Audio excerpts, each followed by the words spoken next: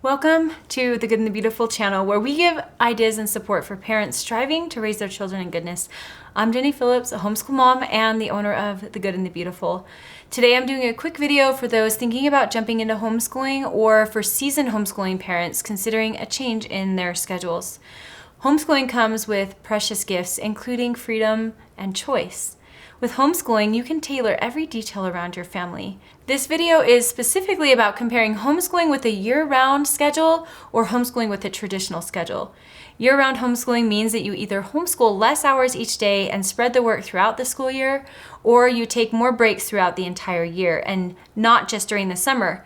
But you do continue to do a regular schooling schedule during at least part of the summer.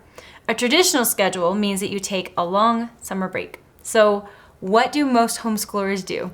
In a survey we did with our customers, we found that 26% school year-round, while the remaining 74% follow a more traditional school year schedule. Which schedule is best for your family? It's really up to you, and it may change from year to year or season to season. Here are some things to consider. I have found that choosing to follow a traditional school year with homeschooling can have these benefits.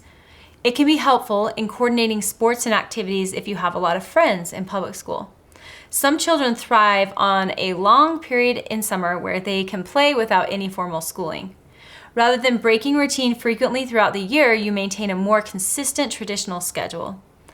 Long summer breaks can allow parents time away from the physical and mental rigors of homeschooling and allows a parent to start a new school year refreshed and energized. I have found that choosing to follow a year-round approach to homeschooling can have these benefits. Children retain information better. Long, complete breaks in learning, especially when children are younger, usually result in a loss of progress that has to be made up for when school starts again. You can homeschool fewer hours each day and fewer days in the week. Children don't have summertime boredom that sometimes happens with a more relaxed schedule. You can travel and go places when public school is in session, which often means that places are more quiet and less busy. You can spread breaks and vacations throughout the year, giving both you and your children much needed breaks to refresh and renew. For some parents, a week or a few weeks is enough to get that refreshment, while others find that a whole summer break is needed. A year-round approach can also work well for those who could really use some flexibility, including those with newborn babies or littles. But here's a caution about year-round homeschooling. It can be easy to become too relaxed, thinking you have all year to finish the growth your child needs. The number of days or hours skipped may be adding up more than you realize if you're not paying enough attention to how much schooling is actually taking place. So what does my family do? It's actually changed in different seasons of our lives, but usually my family does a hybrid of traditional school and year-round school. So we follow a consistent full schedule during the school year and then do homeschool like 1 to 1.5 hours in the summer, because we do take more breaks during the school year than public schools. We love to travel and go on outings when public school is in session and places are not as busy. We often bring our homeschool with us when we travel and do it on days when it works to fit in some schooling.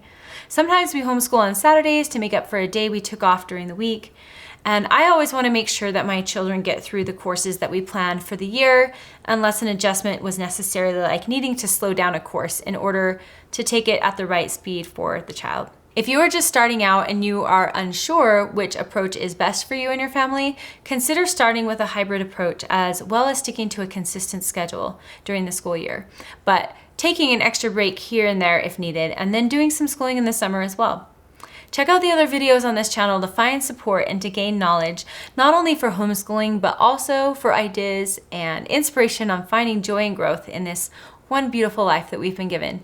I'll see you soon.